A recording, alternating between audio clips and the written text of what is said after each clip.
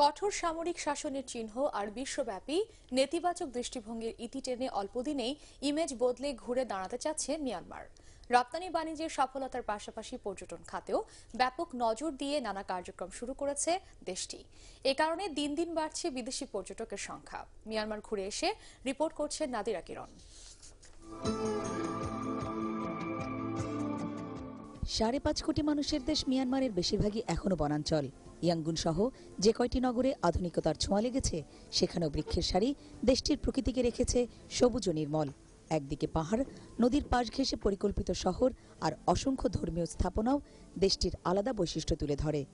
পাশাপাশি উন্নত যোগাযোগ ব্যবস্থা, হোটেল, রেস্টুরেন্ট ও শপিং মল সহ আধুনিক বিভিন্ন সুবিধা আকৃষ্ট করছে বিদেশি পর্যটকদের। There's a lot of difference between this place and the other one, but the good thing is that the people here are very, very kind, and that's what we most enjoy. It's a nice country. The food is delicious and the country is beautiful. গত কয়েক বছরে 45 লাখ পর্যটক এসেছে দেশটিতে। এমন তথ্য দিয়ে দেশটির সরকারি পরিসংখ্যান বলছে 2020 সালের মধ্যে 65 থেকে 70 লাখ পর্যটক তাদের দেশ ভ্রমণ করবে, এমনটাই তাদের আশা। We arrived yesterday, but so far we are enjoying it a lot.